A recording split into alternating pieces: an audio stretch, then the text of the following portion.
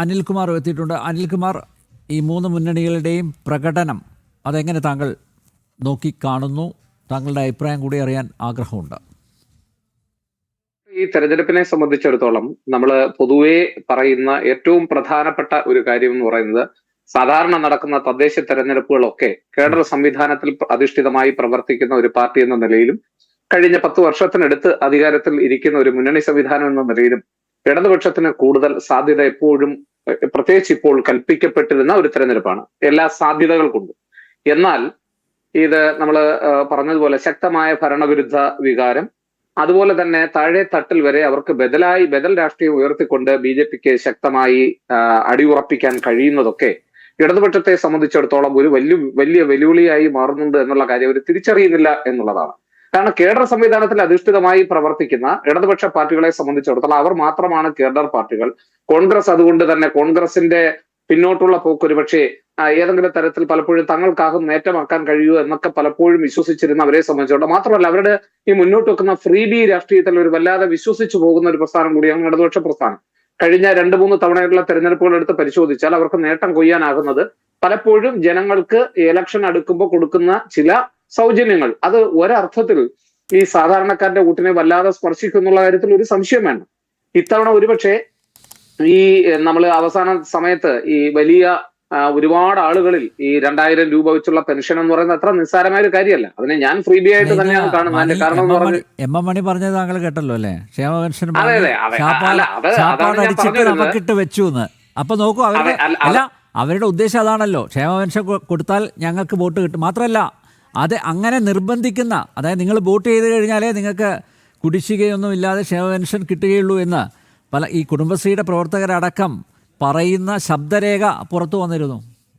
അല്ല, നമ്മൾ മനസ്സിലാക്കേണ്ടത് രാഷ്ട്രീയം എന്ന് പറയുന്നത് പൊതുജന സേവനമാണെന്നും ഇവിടെ നടത്തുന്ന പ്രവർത്തനങ്ങളൊന്നും സ്വന്തം പോക്കറ്റിൽ നിന്ന് നൽകുന്നതല്ല എന്നും, അതൊക്കെ സാധാരണക്കാരൻ കൊടുക്കുന്ന, റോഡ് പണിയുന്നവൻ ഉൾപ്പെടെയുള്ളവൻ കൊടുക്കുന്ന ടാക്സ് കൊണ്ടാണ് തങ്ങൾ ആ മേഖലയിൽ ഇരിക്കുന്നത് എന്ന്, അതായത് ഇവിടൊക്കെ രാഷ്ട്രീയക്കാർ വരുമ്പോൾ എണീറ്റ് നിൽക്കുന്ന ജനങ്ങളെയാണ് കാണുന്നത്. ശരിക്കും ജനങ്ങളെ കാണുമ്പോൾ രാഷ്ട്രീയക്കാരാണ് എഴുന്നേറ്റ് നിൽക്കേണ്ടതെന്നുള്ള ഒരു ബോധം എന്നാണോ ഇവിടുത്തെ ഇത്തരത്തിലുള്ള രാഷ്ട്രീയ നേതൃത്വത്തിന് ഉണ്ടാകുന്നത്, അന്ന് മാത്രമേ അവരുടെ ജനങ്ങളുടെ അടിത്തട്ടിലേക്ക് അവർക്ക് ഇറങ്ങാൻ കഴിയൂ. ഈ അടിത്തട്ടിലുള്ള പ്രവർത്തനം എന്ന് പറയുന്നത് താഴെ വന്ന് കയ്യൂക്കും കാശും കൊടുത്ത് നടത്തുന്ന പ്രവർത്തനമല്ല.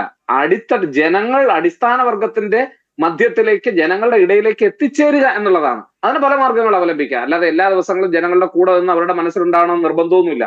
ആ മനസ്സിന്റെ അടിത്തട്ടിലേക്ക് എത്തിച്ചെല്ലുവാൻ രാഷ്ട്രീയ നേതൃത്വത്തിന് കഴിയണം. അത് 2010 മുതൽ തുടർച്ചയായി BJP തങ്ങളുടെ ശക്തി കേരളത്തിന്റെ വിവിധ ഭാഗങ്ങളിൽ വർദ്ധിപ്പിക്കുന്നതിന്റെ ഒരു സാധ്യതകൾ തിരിച്ചറിയാൻ ഇടതുപക്ഷം എന്തുകൊണ്ട് തയ്യാറാവുന്നില്ല? അല്ലെങ്കിൽ എന്തോ അവർക്ക് മനസ്സിലാവുന്നില്ല. അവർ കരുതുന്നത് എപ്പോഴും ഹിന്ദുക്കളുടെ ഒരു വിഭാഗത്തിന്റെ വോട്ട് കൊണ്ട് മാത്രമാണ് BJP വളരുന്നതെന്നും മനസ്സിലാക്കുന്നുവെങ്കിൽ ഇപ്പോഴെങ്കിലും മനസ്സിലാവണം, BJP കാലാകാലങ്ങളായി തിരുവനന്തപുരത്ത് പതിയെ ചൂട് ഉറപ്പിച്ച് കാത്തിരുന്ന് നേടുന്ന നേട്ടങ്ങളാണ് ഇതൊക്കെ. അതുകൊണ്ട് ഒരു മുന്നണി സംവിധാനം എന്ന നിലയിൽ BJP ശക്തമായി അവരുടെ അടിത്തറ തിരുവനന്തപുരത്ത് വർദ്ധിപ്പിക്കുന്നു എന്നുള്ള കാര്യം, തിരുവനന്തപുരത്ത് നിന്ന് മാത്രമല്ല തിരുവനന്തപുരത്ത് പ്രത്യേകിച്ചും ഉറപ്പിക്കുന്നു എന്നുള്ള കാര്യം തിരിച്ചറിഞ്ഞുള്ള ഒരു രാഷ്ട്രീയ പ്രവർത്തനത്തിന് ഇടതുപക്ഷം തയ്യാറായിക്കൊണ്ട് ബദൽ വികസന രേഖകളും അതുപോലെ തന്നെ ജനങ്ങൾക്ക് ഈ ഫ്രീ ബി രാഷ്ട്രീയത്തിനപ്പുറം ജനങ്ങളെ കൊണ്ടുപോയി ഇപ്പൊ ഒന്ന് ആലോചിച്ച് നോക്കൂ. പ്രൊഫഷണൽ രാഷ്ട്രീയമാണ് യുവജനത പ്രതീക്ഷിക്കുന്നത്.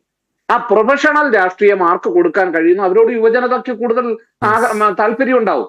ഇപ്പം BJPയെ സംബന്ധിച്ചിടത്തോളം നടത്തിയിട്ടുള്ള മുൻകാലങ്ങളിൽ കഴിഞ്ഞ ഒരു 5 വർഷമായിട്ട് അല്ലെങ്കിൽ ഒരു 10 വർഷത്തിനിടയ്ക്ക് കേരളത്തില് നടത്തിയിട്ടുള്ള എല്ലാ പഠനങ്ങളും സൂചിപ്പിക്കുന്നത് BJPക്ക് യുവജനങ്ങളുടെ ഇടയിൽ സ്വാധീനം വർദ്ധിക്കുന്നു.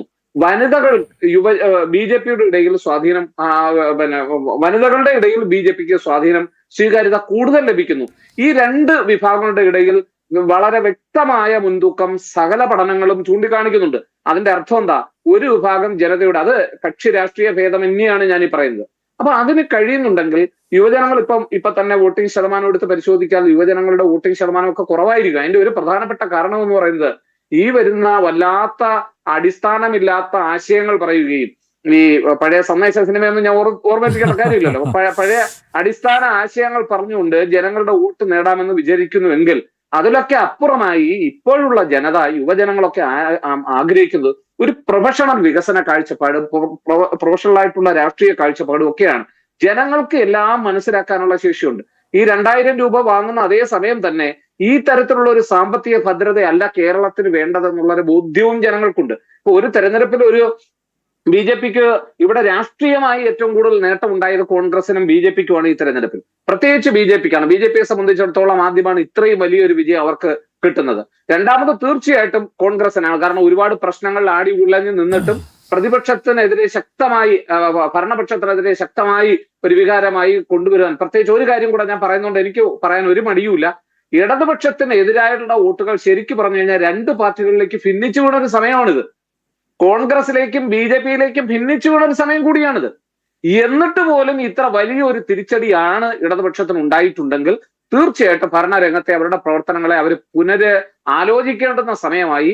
ഇപ്പൊ തന്നെ നമ്മൾ മുന്നോട്ട് വെച്ച പല ആവശ്യങ്ങളും, ഇവിടെ സാധാരണ ജനങ്ങൾക്ക് വേണ്ടി മുന്നോട്ട് വെക്കുന്ന പല ആവശ്യങ്ങളും സംസ്ഥാന സർക്കാരിന്റെ പരിഗണനയിലേക്ക് വരുമ്പോ അതൊക്കെ പ്രത്യേക രാഷ്ട്രീയ പാർട്ടിക്ക് നേട്ടം ഉണ്ടാക്കാൻ വേണ്ടിയുള്ള പ്രവർത്തനങ്ങളാണ് എന്നുള്ള തരത്തിലുള്ള കാഴ്ചപ്പാട് മുന്നോട്ട് വെച്ചുകൊണ്ടുള്ള പ്രവർത്തനത്തേക്ക് പോയാൽ അത് പൊതുജനങ്ങളുടെ സംരക്ഷണത്തിനപ്പുറം ഓരോ പദ്ധതികളും ഓരോ പദ്ധതികളും പ്രഖ്യാപിക്കുമ്പോൾ ഇത് ഇടതുപക്ഷത്തിന്റെ പദ്ധതി എന്ന് പറഞ്ഞാൽ, അല്ലെങ്കിൽ കോൺഗ്രസിന്റെ പദ്ധതി, കമ്മ്യൂണിസ്റ്റ് പാർട്ടിയുടെ പദ്ധതി, ബി.ജെ.പിയുടെ പദ്ധതികൾ അങ്ങനെയല്ലല്ലോ. സാധാരണ ജനങ്ങളുടെ പണം ഉപയോഗിച്ച് പൊതുജനങ്ങൾക്ക് വേണ്ടി സൗകര്യം ചെയ്തു കൊടുക്കുന്ന സേവനദാതാക്കളാണ് രാഷ്ട്രീയക്കാരെന്ന് പറയുന്നത്. അപ്പൊ ആ മഹത്വം മറന്നുപോയാൽ അത് ഏത് രാഷ്ട്രീയ പാർട്ടി ആയാലും, എത്ര ഭരണവർഗത്തിന്റെ അധ്വാനിക്കുന്ന ജനവിഭാഗത്തിന്റെ പാർട്ടി ആയാലും ജനങ്ങൾ ശക്തമായ തിരിച്ചടി കൊടുക്കും എന്നുള്ളത് ഒരു സൂചന രാഷ്ട്രീയ ചൂണ്ടുപലക ഇതിനകത്തുണ്ട്. നോക്കൂ, ഇവരുടെ ഈ ഭരണത്തിൽ ഉണ്ടായിട്ടുള്ള പല വീഴ്ചകളും ന്യൂനതകളും അതൊക്കെ ജനം വിലയിരുത്തി.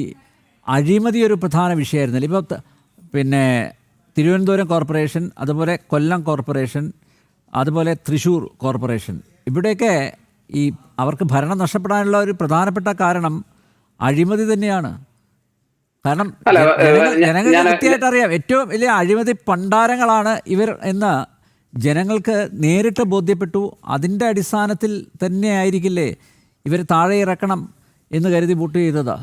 മാത്രമല്ല ഇപ്പം നോക്കൂ, നേരത്തെ ഞങ്ങളുടെ സ്റ്റുഡിയോയിലേക്ക് വന്ന ഇവിടുത്തെ ഈ കരുമത്തുനിന്ന് ജയിച്ച ബി.ജെ.പി സ്ഥാനാർത്ഥി അവർ പറഞ്ഞത്, അതായത് ഈ CPM-ന് ഏറ്റവും മേൽക്കോയ്മയുള്ള സ്ഥലം പുഞ്ചക്കരി പോലുള്ള പ്രദേശങ്ങളിൽ നിന്ന് പോലും അവർക്കാണ് ഏറ്റവും കൂടുതൽ വോട്ടുകൾ കിട്ടിയത്. ഒരു കാരണവശാലും അത് പ്രതീക്ഷിക്കാൻ പറ്റില്ല. അപ്പോൾ പാർട്ടി പ്രവർത്തകർ തന്നെ ബി.ജെ.പിക്ക് വോട്ട് ചെയ്തിട്ടുണ്ട്, കോൺഗ്രസിനും വോട്ട് ചെയ്തിട്ടുണ്ടാവും. അതെല്ലാം ഇനിയിപ്പോൾ കൃത്യമായിട്ടുള്ള കണക്ക് കിട്ടുമ്പോഴാണല്ലോ മനസ്സിലാവുക. ഞാൻ അതുകൊണ്ടാണ് ആദ്യമേ തന്നെ സൂചിപ്പിച്ചത്, അടിസ്ഥാന രംഗത്ത് സാധാരണ ജനങ്ങളുടെ ഇടയിൽ ഇന്ന് നമ്മൾ നോക്കിക്കഴിഞ്ഞാൽ ഏറ്റവും കൂടുതൽ പാർട്ടി ബലം എടുത്ത് പരിശോധിച്ചാൽ, ഏറ്റവും കൂടുതൽ സമ്പത്തുള്ള പാർട്ടി ഏതാണെന്ന് പരിശോധിച്ചാൽ, കേരളത്തിലെ കാര്യം ഞാൻ പറയുന്നത്, ഇതൊക്കെ എടുത്ത് പരിശോധിച്ച ഏത് പാർട്ടിയാണ്? ഏറ്റവും കൂടുതൽ സംഘടനാ സംവിധാനമുള്ളത് ഏത് പാർട്ടിയാണ്? ഏറ്റവും കൂടുതൽ യുവജനങ്ങളുടെ ഇടയിൽ സ്വാധീനമുള്ള ഏത് പാർട്ടിയാണ്? ഏറ്റവും കൂടുതൽ കോളേജ് വിദ്യാർത്ഥികളുടെ ഇടയിൽ സ്വാധീനമുള്ള ഏത് പാർട്ടിയാണ്? ഏറ്റവും കൂടുതൽ മുൻപൊക്കെ പഞ്ചായത്ത് ഭരിക്കുകയും അതുപോലെ തന്നെ അംഗൻവാടി ഉൾപ്പെടെയുള്ള വർക്കേഴ്സിന്റെ എടുത്തു നോക്കിയാലും ആശാവർക്കർമാരുടെ ഇടയിൽ എടുത്തു നോക്കിയാലും ഇങ്ങനെ ധാരാളം സംഘടനകൾ, ബഹുജന സംഘടനകൾ എടുത്തു, അധ്യാപക സംഘടനകളായാലും തൊഴിൽ വർഗ മേഖലയിലുള്ള സംഘടനകളായാലും ഏത് സംഘടനകളായാലും ഇവിടെയൊക്കെ അടിസ്ഥാനപരമായി സ്വാധീനം ഉറപ്പിക്കുന്ന ഒരു പ്രസ്ഥാനം എന്ന് പറയുന്നത് ഇടതുപക്ഷ പ്രസ്ഥാനങ്ങളാണ്. ആ പ്രസ്ഥാനങ്ങൾക്ക് ആ അടിസ്ഥാന വർഗത്തിന്റെ ആശയാഭിലാഷങ്ങൾ പ്രകടമാകുന്ന ഈ തെരഞ്ഞെടുപ്പിൽ ഇത്രയും ഒരു തിരിച്ചടി കിട്ടിയിട്ടുണ്ട് എങ്കിൽ അനിൽ നമ്പ്യാർ ഒരു സംശയവും വേണ്ട, വരുന്ന നിയമസഭാ തെരഞ്ഞെടുപ്പിന്റെ ചൂണ്ടുപലകയായി ഇത് കാണാം എന്നുള്ളതാണ്. ഇന്നലെ ഒരു ചർച്ചയിൽ ഞാൻ വളരെ കൃത്യമായി പറഞ്ഞു, ഇടതുപക്ഷത്തിന് ഒരു നേരിയ തിരിച്ചടി എങ്കിലും ഈ തെരഞ്ഞെടുപ്പിൽ ഉണ്ടായാൽ അതൊരു പക്ഷേ ഏറ്റവും കൂടുതൽ സ്വാധീനിക്കാൻ പോകുന്നത് ഇടതുപക്ഷത്തെ തന്നെ ആയിരിക്കും. ഒരു കോൺഗ്രസിന് ഒരു ചെറിയ ഭൂരിപക്ഷം എങ്കിലും അവകാശപ്പെടാനായാൽ അതൊരു പക്ഷേ നമ്മൾ കാണുന്നതിനേക്കാൾ വലിയ ആഴം ഇടതുപക്ഷത്തിന് ഉണ്ടാക്കും എന്നാണ് പറഞ്ഞത്.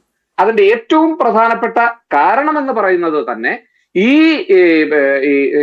തെരഞ്ഞെടുപ്പിൽ ഇത്രയധികം കേഡർ സംവിധാനമുള്ള, അല്ലെങ്കിൽ കഴിഞ്ഞ 10 വർഷത്തോളമായി അധികാരത്തിൽ ഇരിക്കുന്ന ഒരു പ്രസ്ഥാനത്തിന് അതിന്റെ താഴെ തട്ടിലുള്ള വർഗ ബഹുജന സംഘടനാ വിഭാഗങ്ങൾ വഴി താഴെ തട്ടിലെ ജനവിഭാഗങ്ങളെ സാധാരണമായിട്ട് സ്വാധീനിക്കാൻ കഴിയും. ഇപ്പൊ പഞ്ചായത്ത് തെരഞ്ഞെടുപ്പ് എന്ന് പറഞ്ഞാൽ ഞാൻ കരുതുന്നില്ല അത് രാഷ്ട്രീയപരമായി ധ്രുവീകരിക്കപ്പെട്ട വോട്ടുകളാണ് എന്ന് ഞാൻ കരുതുന്നില്ല.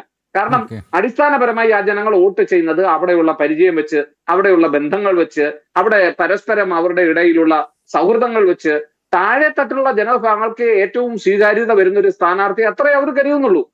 അവിടെ പലപ്പോഴും രാഷ്ട്രീയത്തിന് അതീതമായി ആണ് ജനങ്ങൾ ചിന്തിക്കുന്നത്. അങ്ങനെ വരുമ്പോൾ സാധാരണഗതിയിൽ മിക്ക തെരഞ്ഞെടുപ്പുകളിലും നമ്മൾ നോക്കിയാൽ ഇടതുപക്ഷത്തിന് വലിയ മേൽക്കൈ വരാറുണ്ട്. പഞ്ചായത്ത് തെരഞ്ഞെടുപ്പുകളിൽ, തദ്ദേശ സ്വയംഭരണ തെരഞ്ഞെടുപ്പുകളിൽ. പക്ഷെ ആ തെരഞ്ഞെടുപ്പുകളിൽ ഇത്തവണ തിരിച്ചടി ഉണ്ടായിട്ടുണ്ടെങ്കിൽ ആ ഇടതുപക്ഷത്തിന്റെ കേഡർ സംവിധാനത്തിൽ, താഴെ തട്ടിലുള്ള കേഡർ സംവിധാനത്തിലും വിള്ളലുകൾ വീഴുന്നുണ്ട് എന്നുള്ളത് തിരിച്ചറിയണം. അപ്പൊ ഫ്രീബി കൊടുത്തുള്ള രാഷ്ട്രീയവും മുന്നോട്ട് കൊണ്ടുപോകാൻ അവർക്ക് അധികം നാൾ കഴിയില്ല എന്നുള്ള ഒരു വസ്തുത കൂടി അവർ അറിയേണ്ടതായിട്ടുണ്ട് എന്നാണ് എനിക്ക് തോന്നുന്നത്. ഓക്കെ. സംസ്ഥാനത്തിന്റെ പല ഭാഗങ്ങളിലും ചില അക്രമ സംഭവങ്ങൾ ഉണ്ടായിട്ടുണ്ട്.